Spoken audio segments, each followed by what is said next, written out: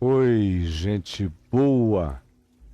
Deus nos abençoe a todos nós e nos dê um coração bom, ávido, pronto, esponjoso para absorvermos essa palavra da vida que não é papel, que é espírito e vida, como Jesus disse em João no capítulo 6.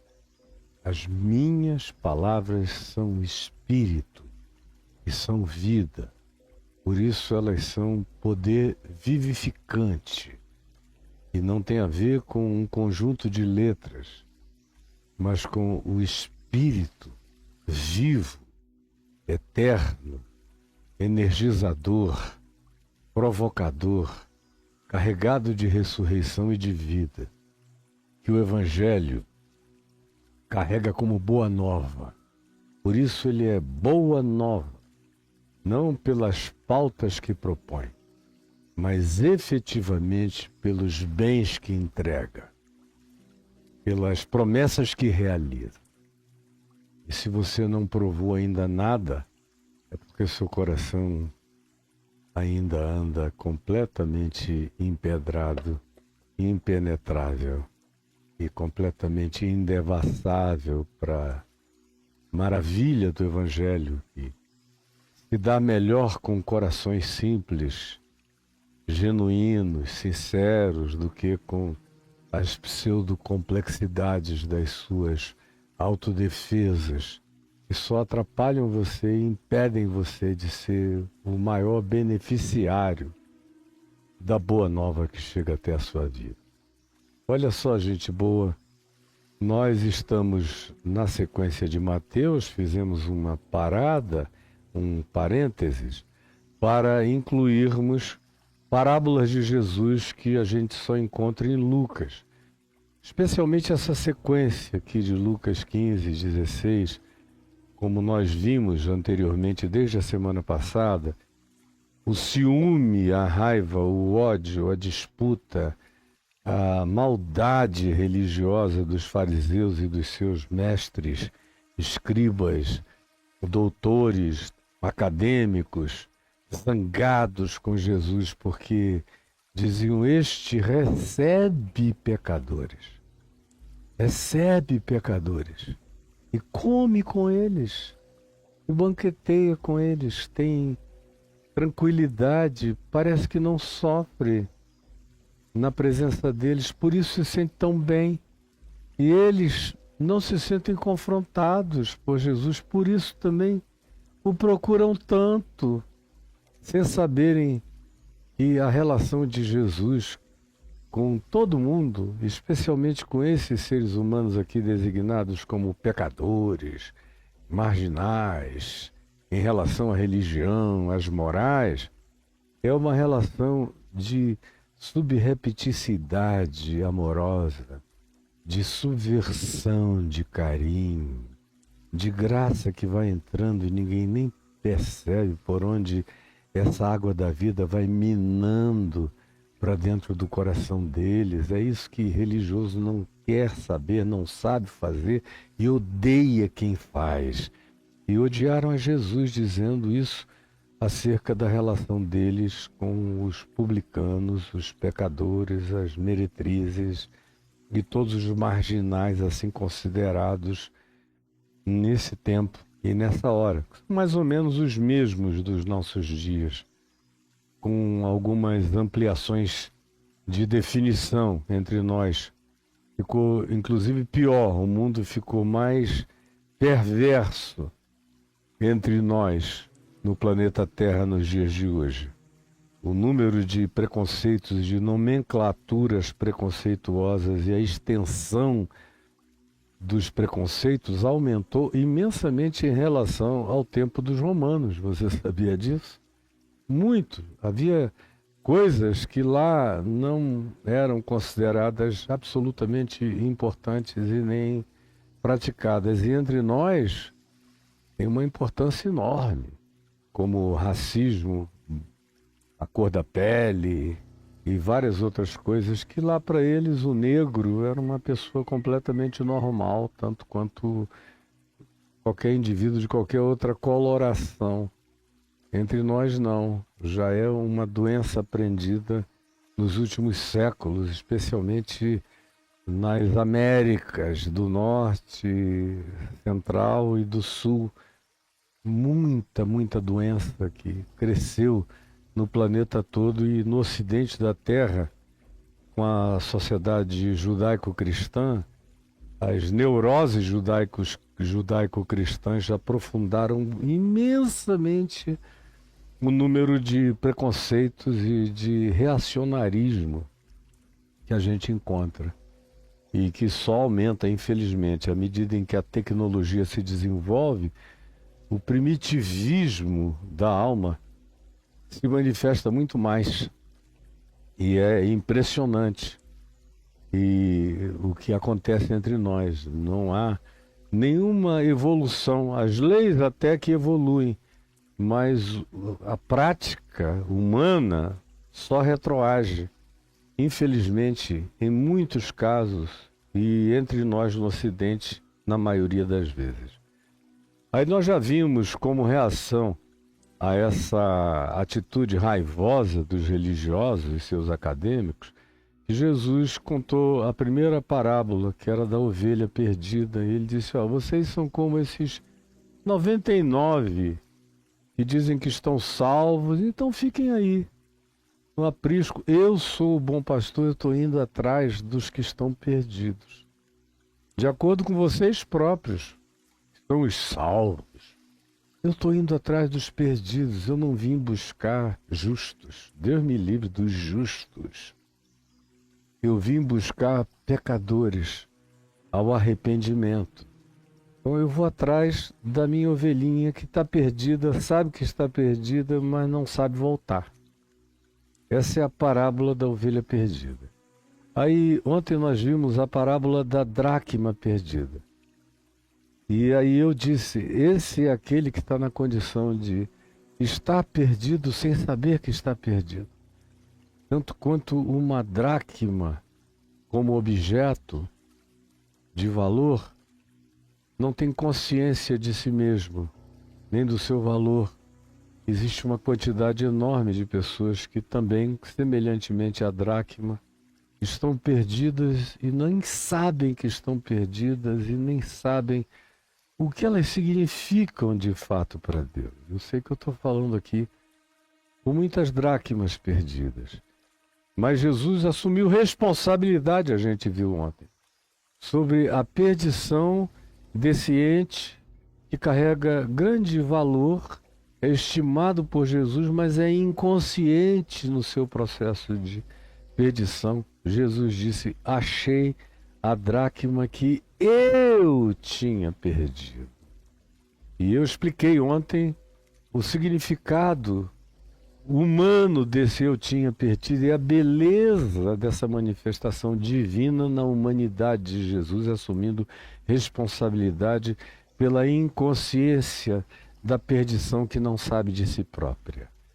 E hoje nós vamos iniciar a parábola do chamado filho pródigo, ou a parábola dos dois irmãos, ou a parábola do pai generoso, compassivo e misericordioso, ou a parábola do filho que contou essa história para nós. e que é aquele que paira cheio de graça sobre todas essas histórias e que as pessoaliza em todos os sentidos. E aqui essa parábola chamada do filho pródigo, que já inspirou artistas, produções lindas, músicas, telas. Tem um Rembrandt sobre isso aqui, que é uma das coisas mais lindas do mundo, que inspiraram o querido sacerdote católico, o autor de Um Profeta Ferido e vários outros livros que eu li me fizeram muito bem, a escrever, inspirado na pintura do Rembrandt, sobre o filho pródigo. E o livro é A Volta do Filho Pródigo, e foi um dos responsáveis principais pela conversão do meu filho Lucas. E teve a sua experiência pessoal e profunda com Deus lendo A Volta do Filho Pródigo, do Newman, maravilhoso, e que o quebrantou profundamente, e eu o sepultei lá no Jardim da Saudade, em Niterói, com o livrinho colocado aqui entre as mãozinhas dele, A Volta do Filho Pródigo. Esse é um texto que me é extremamente precioso, porque eu o conheço por todas as mãos, por todas as vias. Eu já me sentei em todos os lugares desse descrever do amor de Deus em relação à dinâmica dos relacionamentos humanos e suas complexidades, doenças e idiosincrasias, que é o que aqui também se manifesta. Em primeiro lugar, porque eu já fui o filho pródigo do meu pai e da minha mãe. E que filho pródigo horroroso. Esse aqui é um garoto até comportado, considerando a minha prodigalidade. Foi uma história de filho pródigo radical, dantesca. E essa aqui é poeticamente suave comparada com aquela que eu pessoalmente vivi nas inconsequências das minhas escolhas na juventude. Eu sei como é esse caminho de volta, eu já estive nesse lugar de comer com os porcos. Eu já fiz essa viagem de volta, eu já recebi esse acolhimento, eu já experimentei tanto na vida dos meus pais e da família, como sobretudo no amor de Deus, o fato de Ele vir também ao meu encontro, como os meus pais vieram, como o meu pai, Abba, que está nos céus, veio ao meu encontro. Eu também conheço esse texto aqui porque eu já fui esse pai, esperando na janela os sinais de conversão, de volta, de mudança, de consciência, de iluminação na mente do meu filho.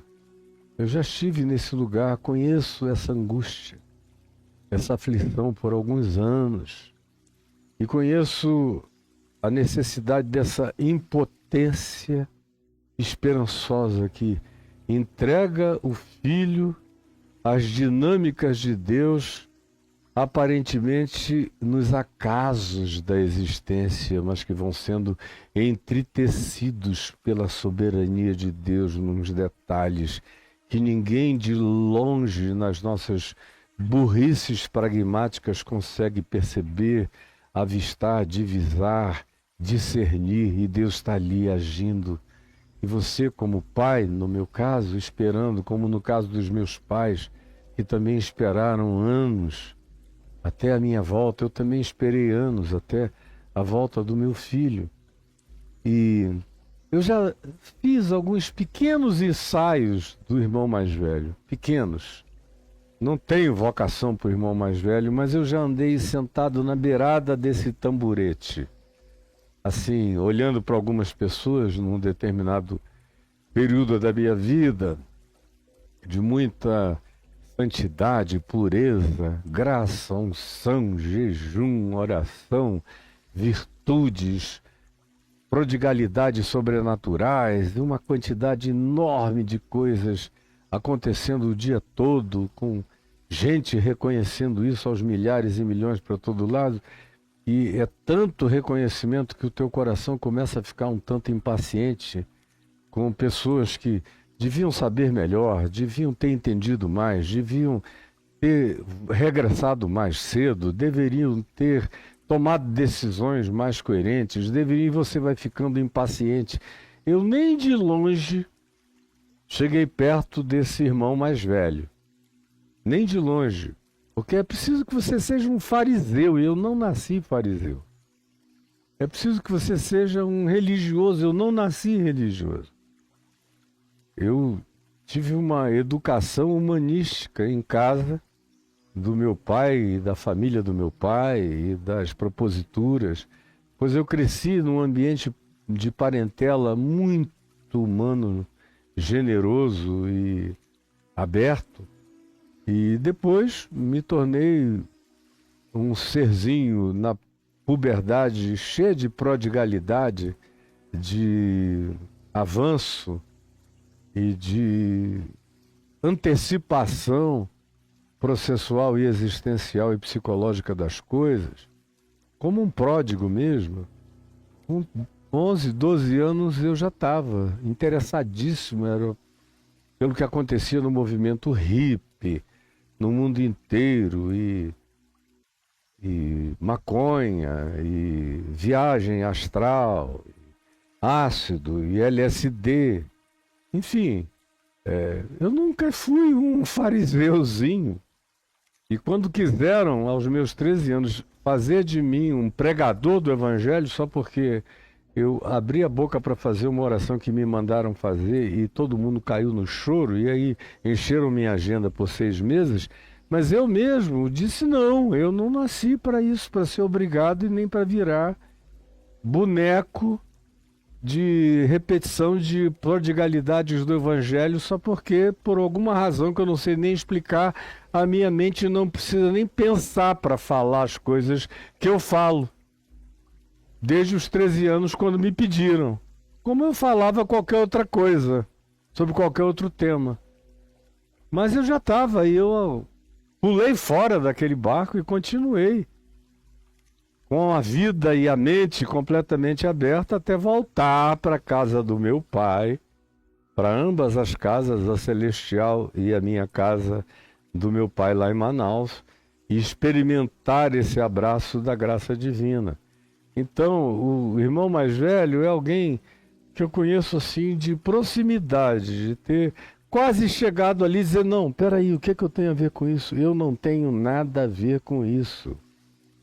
Nada a ver com esse tipo de atitude de mente e de espírito.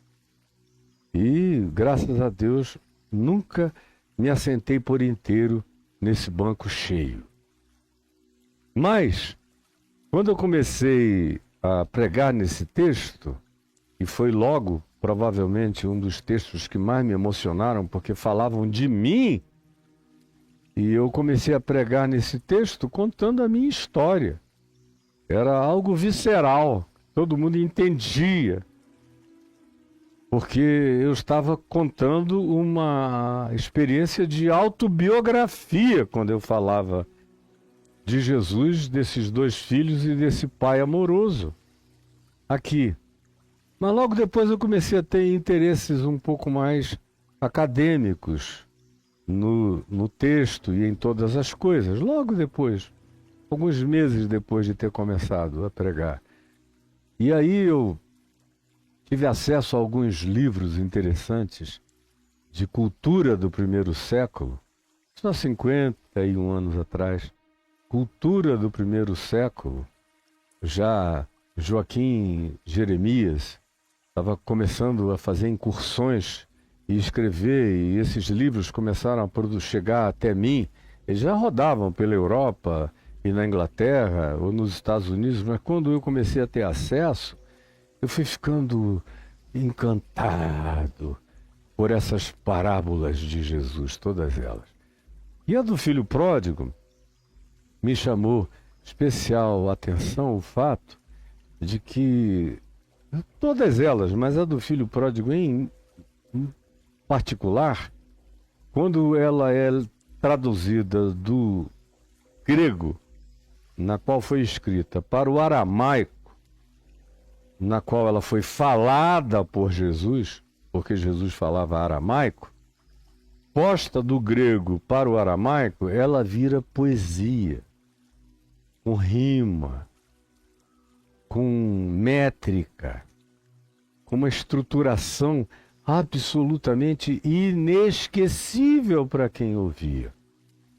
Quem ouviu Jesus contar essas histórias, o ouviu contar com uma beleza de um poeta, onde cada coisa rimava com a próxima. E no aramaico isso fica com uma beleza de uma harmonia extraordinária. E quando eu fui percebendo isso, meu encantamento foi aumentando imensamente.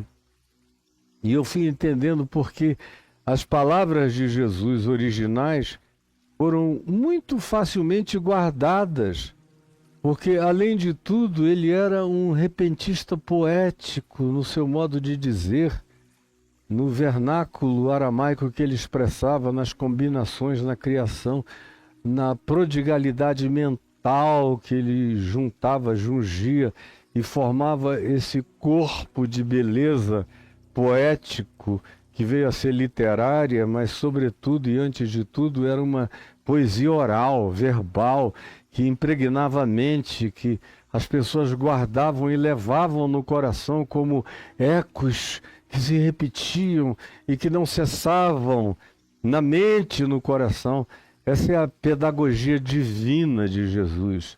E aqui na parábola do filho pródigo é um dos lugares onde no aramaico isso se manifesta mais bonito. É um topo, é um ápice de beleza do ponto de vista da vocalização dessa fala de Jesus de modo original. E me impactou, me impressionou profundamente toda essa beleza. E eu preguei nisso aqui no curso de mais de meio século de pregação do Evangelho, centenas, está milhares de vezes, com um prazer que sempre se renovou enormemente dentro de mim. Agora, é bom não esquecer que quando Jesus conta essa história, se repete no cotidiano humano para todo lado, assim como eu iniciei dizendo que eu já sentei nos variados bancos dos personagens aqui descritos, eu conheço na minha carne o significado dessa história, dessa parábola, mais do que provavelmente de qualquer outra, que ela tem a ver com a murmuração da religião contra Deus, contra Jesus, contra o acolhimento dos marginais, dos desprezados, dos que pecaram, dos que traíram os pactos essenciais. E aí os religiosos não perdoam, porque eles não vivem, mas eles também não deixam viver. Eles não vão para a terra distante, mas eles nunca chegam junto ao coração do Pai.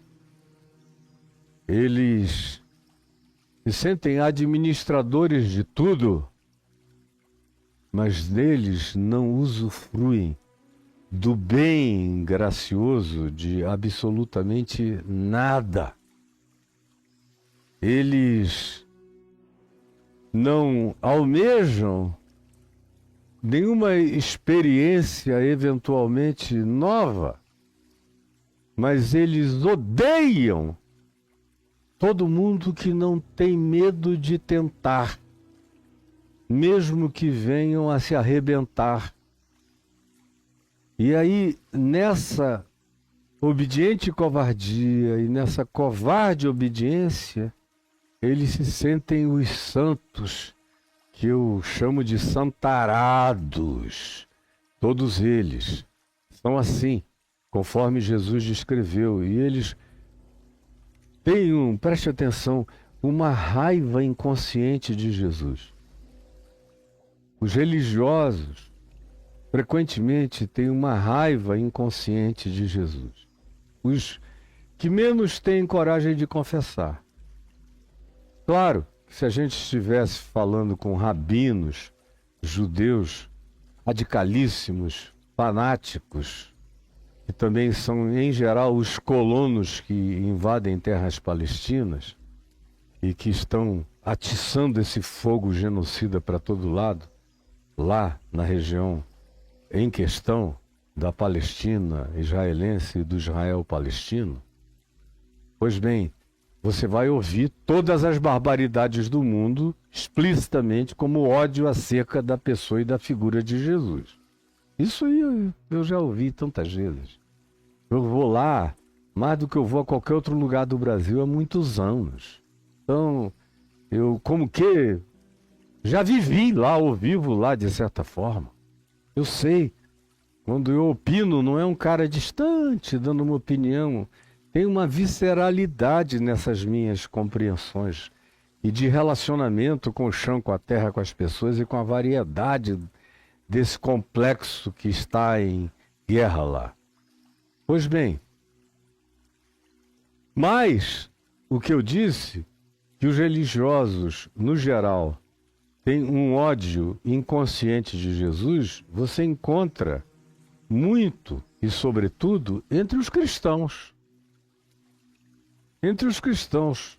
E quer ver uma das maiores demonstrações desse ódio inconsciente, desse ódio inconfesso, desse ódio não verbalizado em relação a Jesus, mas praticado, é essa migração que foi a tendência frequente do cristianismo nos últimos 1.700 anos, desde que ele foi fundado pelo imperador Constantino, de migrar para liturgias do Velho Testamento, fazer uma imitação dos sacerdócios do cristianismo como se fossem semelhantes aos sacerdotes do Velho Testamento. As prerrogativas sacerdotais do cristianismo são praticamente idênticas às prerrogativas sacerdotais do Velho Testamento. E o Sermão da Montanha de Jesus é considerado minucioso demais, subjetivo demais, provocativo demais, visceral demais, elevado demais para ser objeto de desejo de obediência.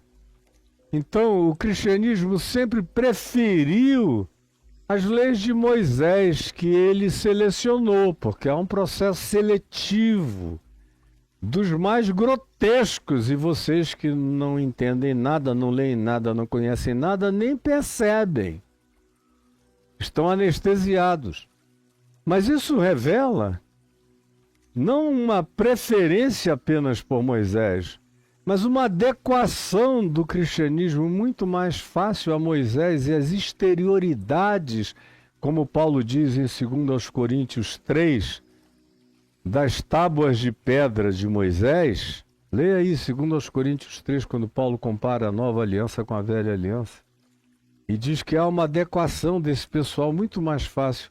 As tábuas de pedra de Moisés e a mandamentos pré-selecionados, que são todos exteriores e da cara para fora, e não entram na subjetividade do coração, do que com respeito ao que Jesus ensinou, que tem a ver com as entranhas do ser, tem a ver com emoção, com sentimento, com perdão, com o mergulho no autoconhecimento, tem a ver com a necessidade de você se redebulhar toda hora e todo dia, de não se conformar com este século, mas se deixar transformar pela renovação da sua mente todo dia, o tempo todo. É um processo contínuo. A sua vocação é essa, é andar na direção dessa transformação até ficar semelhante a Jesus, e o cristianismo detesta isso. Eles preferem muito mais, sempre preferiram as fábulas grandes, as histórias épicas, os dizeres poderosos e exteriores e os julgamentos da cara para fora propostos por Moisés e no Velho Testamento, do que a subjetividade impermanente do olhar de Jesus, que podia dizer para quem todo mundo julgava negativamente: filho, filha, estão perdoados os teus pecados, e dizer para aqueles que se consideravam os santos da terra: em verdade, eu vos digo que muitos publicanos e pecadores vos precedem no reino de Deus. Isso é insuportável para qualquer religioso, especialmente para o cristão. Só que ninguém, claro, vai confessar ódio explícito por Jesus. Então eles começam a odiar quem quer que queira se parecer com isso.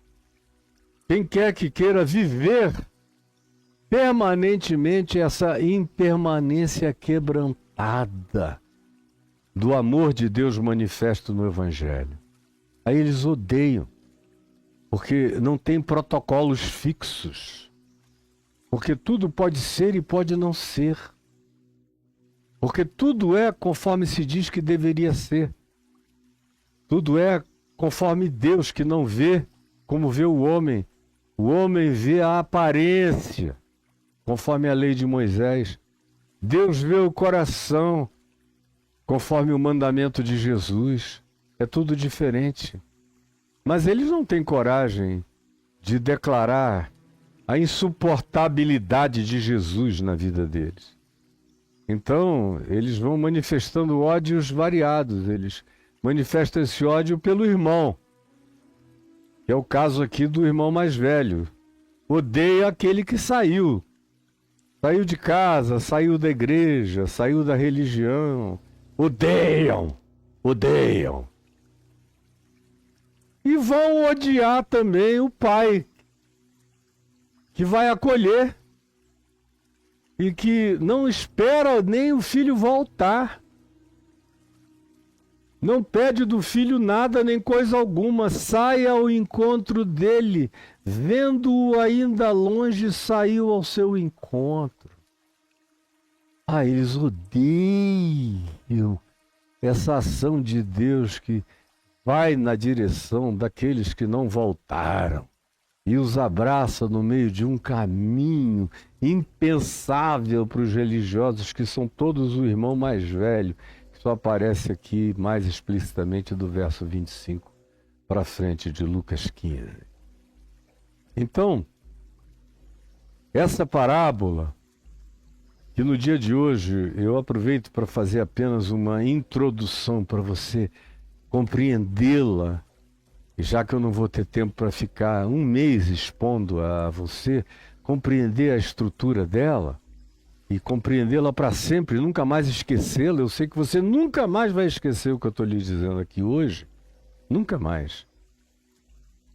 Uma coisa, todavia, eu quero que fique bem clara para você nessa introdução.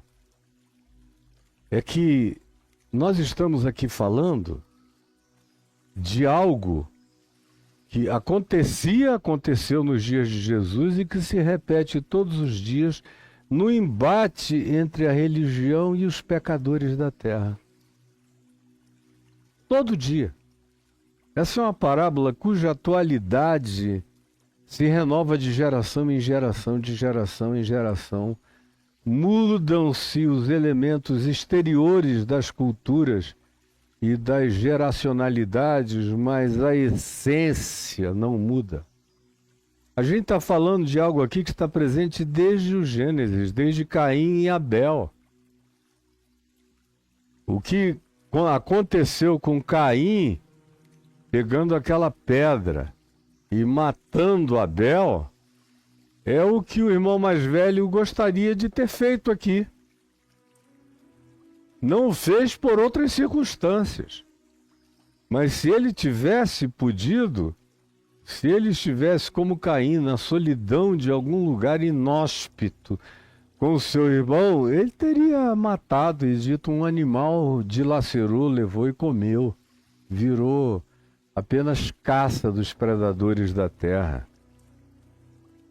Desde Caim e Abel que o filho pródigo está em processo nas entranhas da humanidade, nas vísceras da humanidade e da consciência e do inconsciente humano.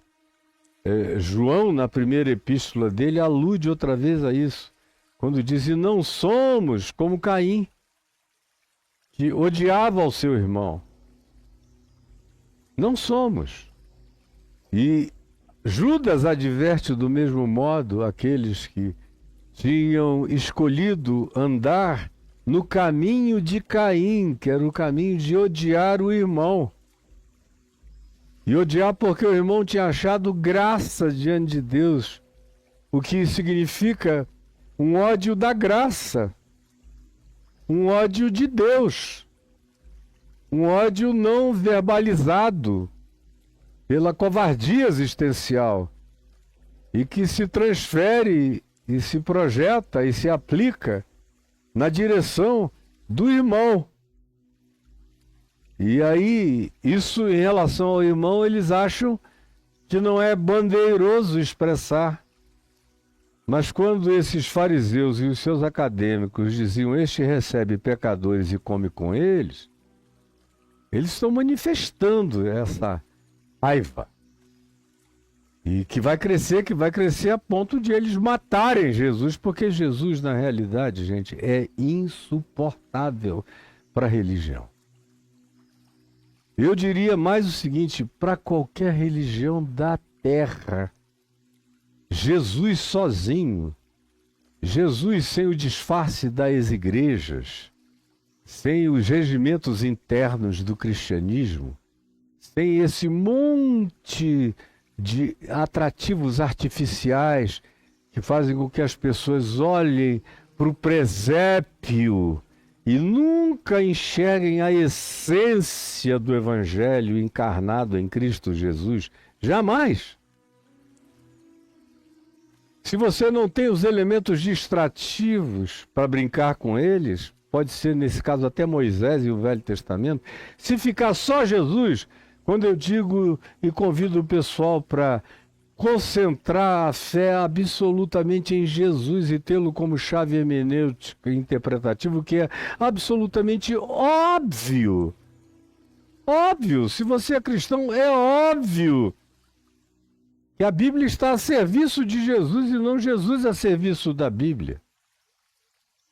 E que tudo mais está a serviço de Jesus, e Jesus a serviço de todas as coisas, como Senhor Salvador amoroso de todas as coisas que se perdem e sabem que estão perdidas, que se perdem e não sabem que estão perdidas, ou que deliberam se perder.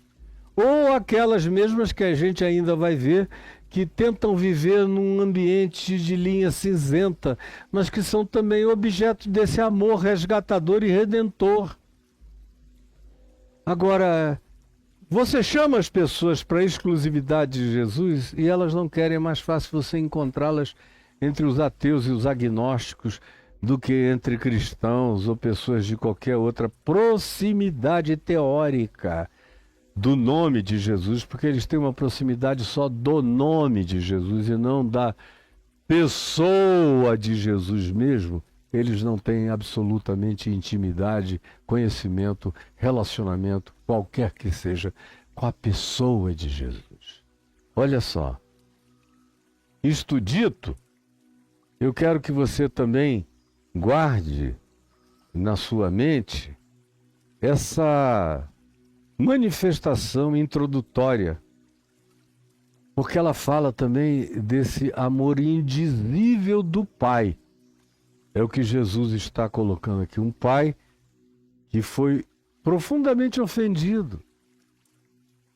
Você eventualmente já sabe, ou já soube, ou sabe até por mim, porque eu já falei isso muitas vezes, que no primeiro século, para você entender bem o agravo contido nesse texto, O pai tinha que morrer, obviamente, como entre nós, ou a mãe, as figuras parentais, para que as heranças fossem efetivamente compartilhadas, para que os filhos tivessem acesso às heranças, às herdades.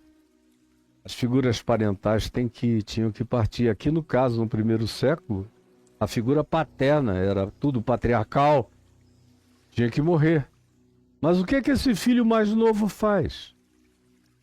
E eles aqui estão identificados com os publicanos, os pecadores, as meretrizes, os marginais, os seres abominados pela religião. O que é que, teoricamente, aqui eles representam? Esse irmão mais novo, inconsequente, e que chega para o pai e diz: escuta, cara, você está demorando demais a morrer. Eu queria mesmo era um Deus morto, eu queria mesmo era um pai morto. Eu não estou precisando de pai, eu não estou precisando de Deus, eu não estou precisando de cuidados, eu só preciso ter o que é meu, como se alguém nascesse tendo alguma coisa. Mas é um engano que está presente na mente de todos os pecadores, de todos nós na face da terra. A gente acha que há uma dívida de Deus para conosco só porque a gente nasceu. Deus está endividado para com a gente. Por quê, Senhor? Por quê? Eu já estava ouvindo uma entrevista do Bob Dylan, que mudou de nome 3 vezes, não sabe nem por que adotou o nome Bob Dylan. A melhor e a mais ampla explicação, tudo de uma concisão absurdamente minimalista em cada fala dele, dizendo em resposta ao entrevistador: não, eu nem sei por que eu virei Bob Dylan. Não tenho a menor ideia como é que foi chegar aí. Eu só sei o seguinte, eu não gostava do meu nome, aí fui adotando nomes. Aí chegou nesse aí que eu me senti um pouco melhor. Na realidade, eu acho que tem muita gente nascendo no corpo errado, na família errada, tendo os pais errados, no país errado, com línguas erradas, com culturas erradas, na geração errada. E eu sou o exemplo disso aí. Eu nasci fora de lugar. É um exemplo extremo, mas eu encontro todos os dias, há muitos anos, a vida inteira, gente me cobrando porque Deus consentiu isso, porque Deus consentiu aquilo, porque eles se sentem com direitos pelo simples fato de terem vindo a existir. A mera realidade de que eles existem endivida a existência toda em relação a eles. Endivida Deus em relação a eles. Endivida a humanidade toda em relação a eles. Eles são seres de demanda, como a maioria das pessoas são. É muito raro você ver alguém que não carrega essas demandas, nem que seja de maneira inconsciente ou subreptícia às vezes. Eles só vão reconhecer isso numa terapia bem feita. Na maioria das vezes, nem o terapeuta reconhece isso sobre ele próprio. De tão sonambolizado e insensível que está. Mas esse filho mais novo sofre desse mal psicológico e geracional. Chega para o pai e diz: escuta, quer fazer alguma coisa por mim? Eu não tenho nenhuma necessidade de pai. Você está pensando que você vivo é um bem para mim? Que a tua presença me enche, me completa? Eu preferia honestamente, a essa altura da minha existência, que não preciso mais de leite, de comida na mão, de papinha, de cuidados, nem de nada. Eu sou senhor da minha própria vida, da minha história, eu sou sujeito autodeterminado da minha própria existência. Então eu preferia viver sem pai, sem Deus, sem nada disso. O que ele está dizendo ao Pai quando ele diz: Pai, dá-me a parte que me cabe dos bens. Preste atenção nisso. Pai, dá-me a parte que me cabe dos bens. Ele, aqui, no primeiro século, está dizendo: Pai, eu não estou com paciência para esperar você morrer. Será que você não se enxerga quanto ao fato de que a sua relevância acabou? Que eu e qualquer outro aqui não precisamos mais de você, que já está na hora de você ser substituído? E eu quero o dinheiro que vai me tocar por herança quando tu morreres. O problema é que tu não morres nunca. Tu não morres nunca. Então, dá um jeito de, não morrendo, me dar autonomia total para viver. Eu prefiro um pai que seja semelhante a um Deus deísta, que dê corda nas coisas, digam se virem. Eu prefiro esse do que um pai amoroso, que quer relacionamento, que quer construir a imagem e semelhança dele na gente. Não, eu não quero isso não. Eu me basto, eu me supro, eu sou bastante, eu só preciso é que o que tu me deves, tu me dês. Não quero Deus, mas quero o que de Deus me possa ser dado, o que de Deus me possa tocar, o que de Deus me seja entregue como herança. E há uma manifestação subliminar de uma queixa existencial universal presente aqui, que foi tratada praticamente em todas as perspectivas filosóficas do planeta. Essa necessidade de emancipação de Deus, que vem desde o Éden. Comam desse fruto da árvore do conhecimento do bem e do mal, disse a serpente, porque vocês vão ganhar autonomia, vocês vão ganhar independência, vocês não vão mais necessitar de Deus na vida de vocês. E o garoto está fazendo isso. Ele está querendo fazer esse teste.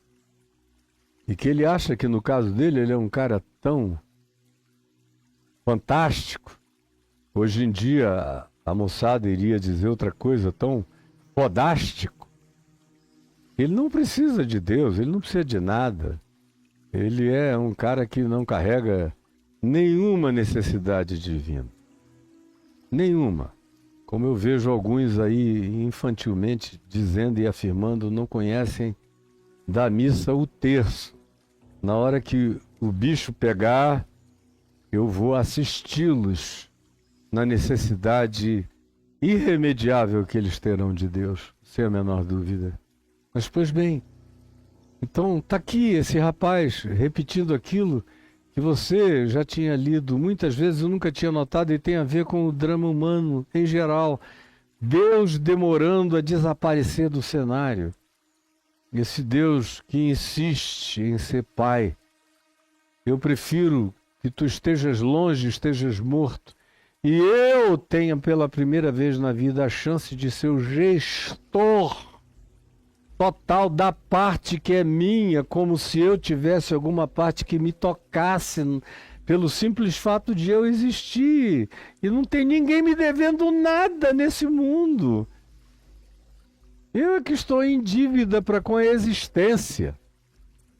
Mas a existência não me deve nada e não vai me ajudar com nada e não vai me fazer cafuné em momento algum. E se eu sofrer de autopiedade, eu vou morrer de depressão, de tédio, de angústia e eventualmente vou tirar até a própria vida, como em casos extremos. Mas nada na existência me está em estado de dívida, você entendeu, meu filho, minha filha? E essa parábola começa aqui ao mesmo tempo em que eu estava dizendo, esse pai É que é a figura fantástica, porque ele recebe essa na cara. E não desiste. A maioria dos filhos que dissessem isso aos pais, e a maioria dos pais que ouvissem isso explícito e definitivamente dos filhos, não iriam mais querer nem ver, nem falar. Mãe é diferente, mas pais? Eu conheço muitos pais que dizem, não, ele me mandou para esse e aquele lugar, então a minha cara ele não vê mais. A menos que chegue de joelhos, andando ralado, pedindo perdão, muito tempo para eu levar em consideração alguma coisa. Para mim ele morreu. É como também se diz que Deus é em relação aos filhos que disseram, eu quero a morte de Deus, eu não preciso mais de Deus, eu não preciso de perdão dos pecados, eu não tenho culpa nenhuma, eu não tenho necessidade nenhuma, eu não preciso de graça nenhuma, mas ao mesmo tempo quer o que Deus lhe deva. Quer paz, quer felicidade, quer gozo, quer prazer, quer hedonismo inconsequente, quer que a vida não tenha resultados para serem apurados de maneira negativa contra eles. É o que eles querem, embora não queiram Deus, mas querem tudo mais, que a gente só tem quando vive em Deus. Mas a esquizofrenia inconsciente desse pessoal é absoluta. E a constância do amor desse pai é chocante. Porque o cara diz, você não morre não? Me dá os meus bens. E ele pega e lhes repartiu os haveres. Ele chamou os dois, o mais velho, que tinha direito a 2/3 dos bens do pai, o mais velho. Naquele tempo, no primeiro século, o filho mais velho ganhava 2/3 dos bens do pai. E compartilhou o terço final com o mais novo, que pedia a morte dele com urgência, e como ele não morria, pediu antecipação da herança. E na mesma hora, o filho que recebeu isso foi embora. E o pai ficou olhando pela janela, cheio de ódio, cheio de ressentimento, cheio de espírito de vingança, prometendo pesar a mão, declarando que aonde quer que esse filho estivesse, a maldição desse pai, Deus, desse Deus Pai, haveria de persegui-lo até destruí-lo, para ele experimentar nos estertores da sua existência a consciência de que longe de Deus ninguém vive? Foi isso que você encontrou nesse pai aqui, na história que Jesus contou? Absolutamente não. Ele ficou esperando na janela. Ele deu, ele não anotou, ele no seu coração abençoou, encomendou a graça, a luz, ao arrependimento, como eu fiz com meu filho, como meus pais fizeram comigo. E foi isso que ele fez. Com amor incondicional, unilateral, inquebrantável e absolutamente imorrível. Esse sim é imorrível. É eterno, é imortal. É vivo e perene. Esse é o amor do meu Pai por mim. É o amor do meu Pai pelos publicanos, pecadores, pelas meretrizes, pelos seres marginalizados desse mundo, pela população queer, ou seja lá quem seja. É o amor que não desiste de amar jamais, está presente nesse Pai aqui. Essa é apenas a minha introdução inicial.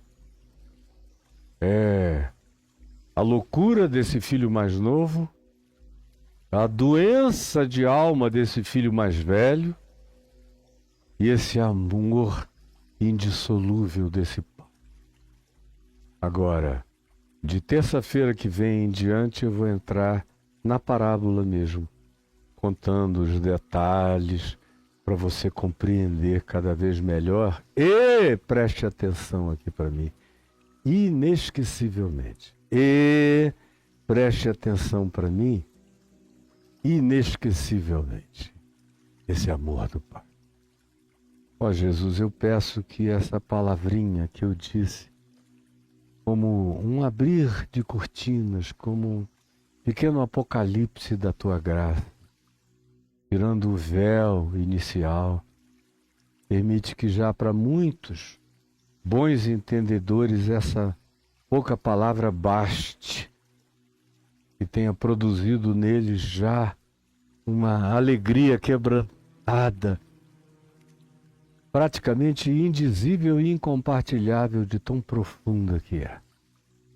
Eu peço que o Espírito Santo realize isso no coração de todo aquele que me vir e me ouvir, dizendo essa palavra do Evangelho eterno. É o que eu te imploro e eu creio que tu estás fazendo. Em nome de Jesus. Amém e amém.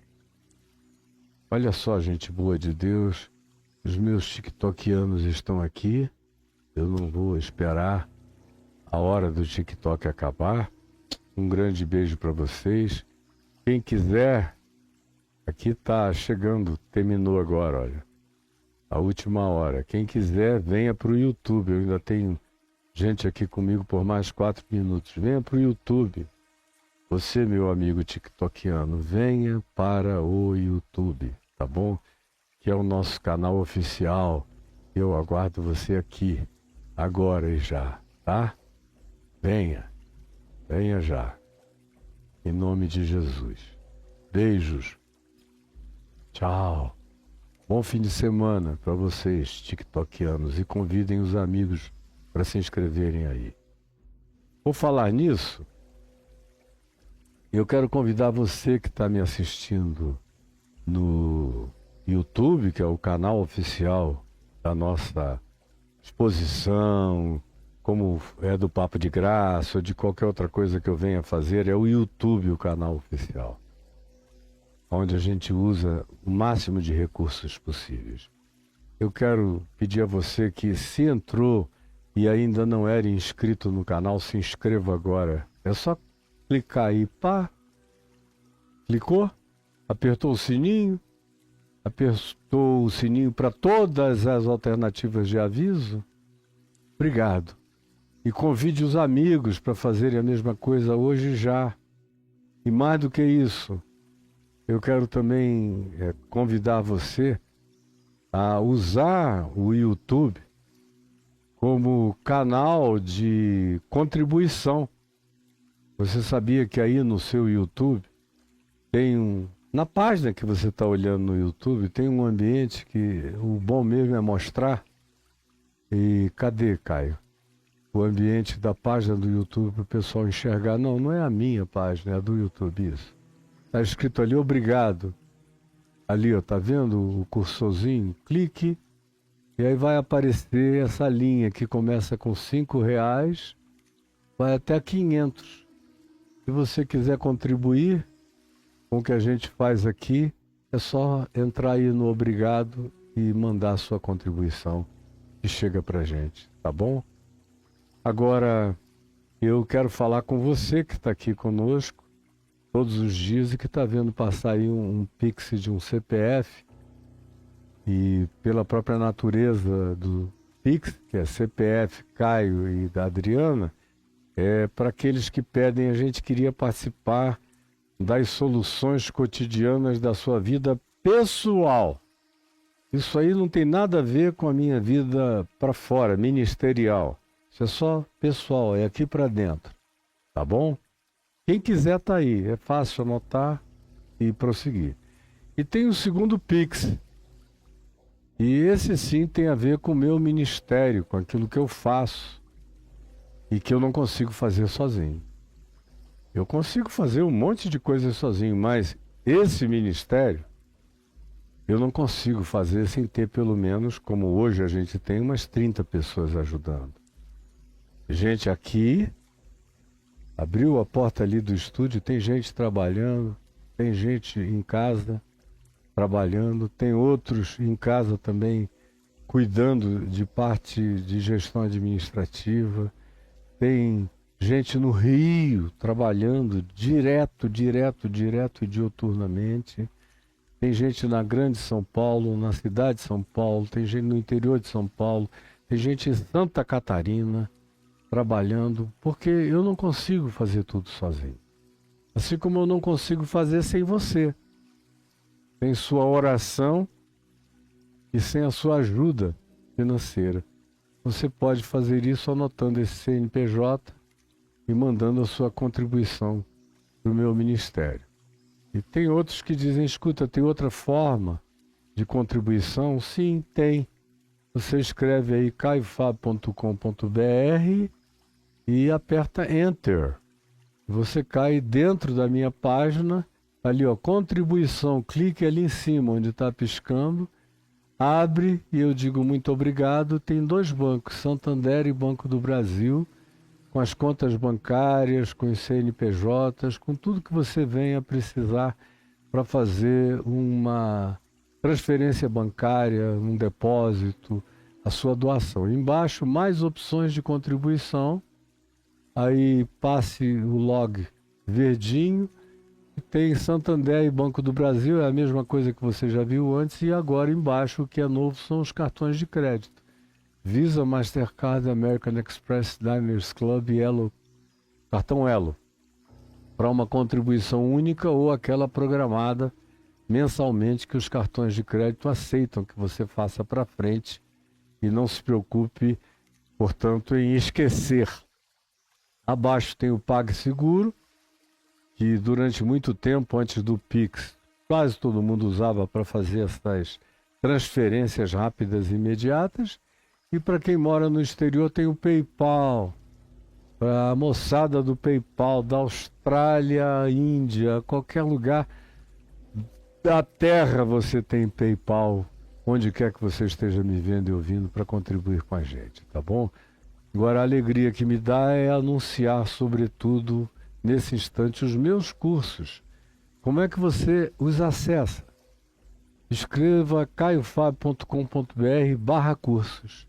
Só acrescentar /cursos e Enter.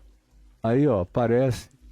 E atrás do banner de cada um desses anúncios, Reconexões, Jesus, a chave hermenêutica, Atibaia e tudo mais, hoje ele pegou Reconexões para ilustrar. Tem uma fala minha. Só é clicar. Do que se trata o Reconexões? Aí você entra aí, ó, eu estou explicando para você. Do que se trata? São 200 aulas, 12 minutos cada uma.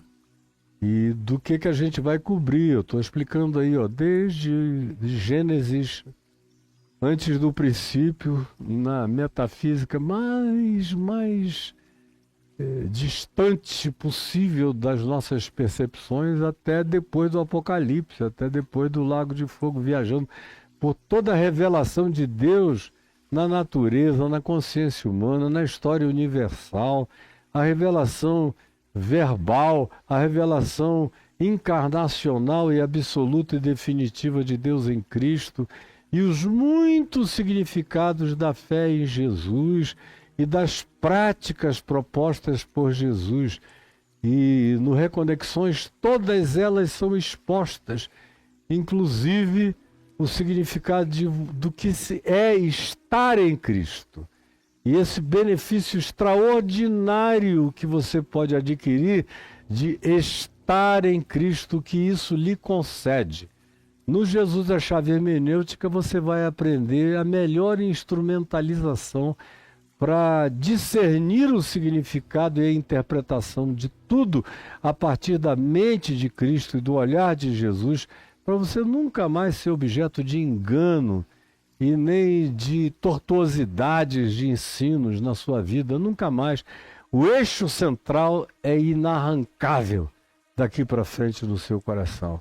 E assim por diante, todos os demais cursos E hoje em dia eu estou anunciando um curso novo também. E amanhã é dia de continuar gravando, mas eu já tenho aí para você disponibilizadas umas 300 aulas. 300 aulas no poder dos salmos.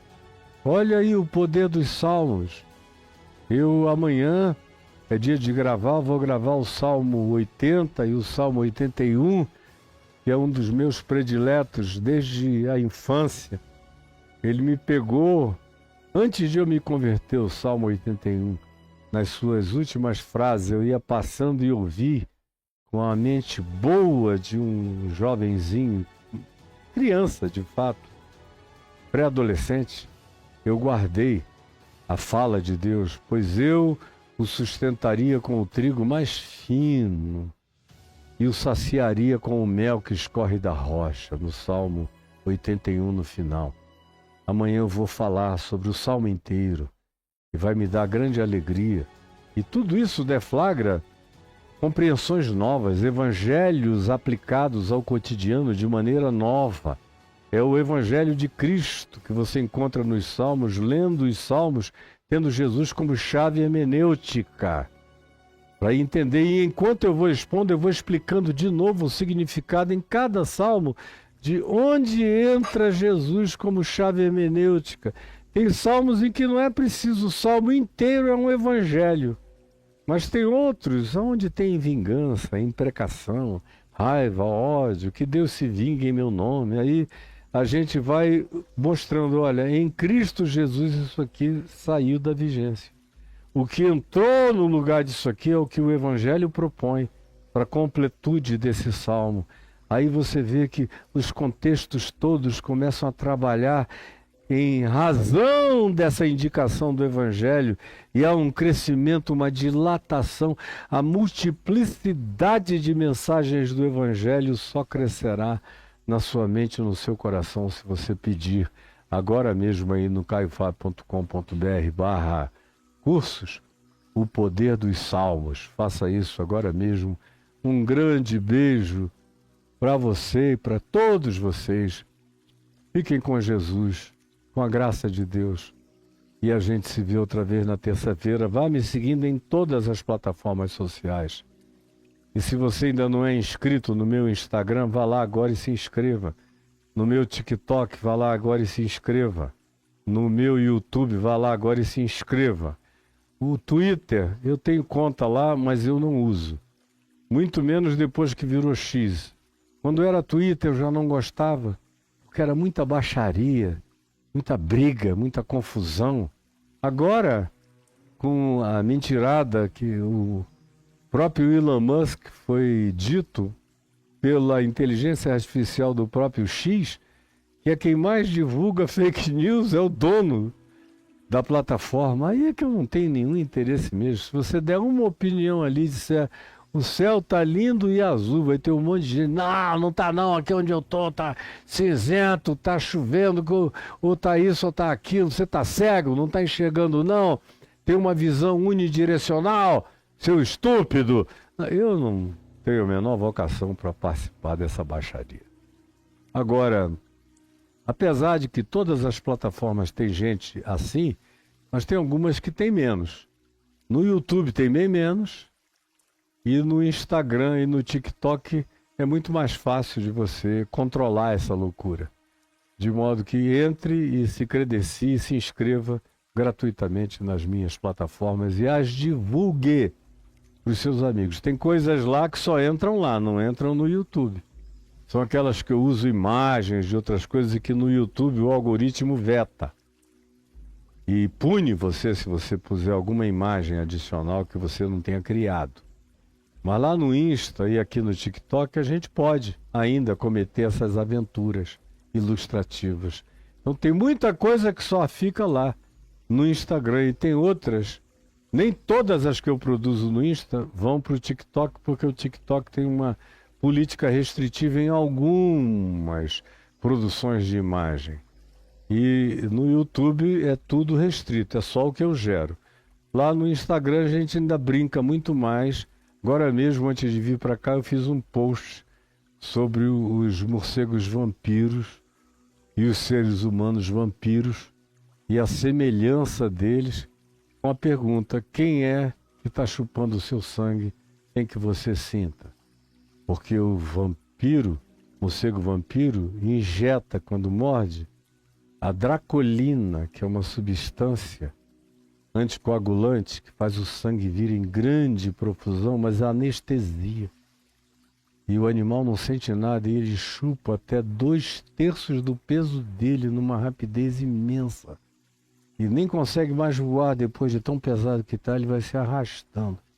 Em relação a você, quem é que vem chupando a sua alma, chupando o seu sangue?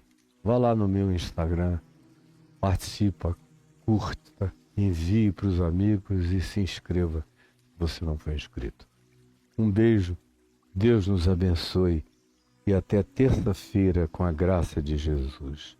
Amém, amém e amém.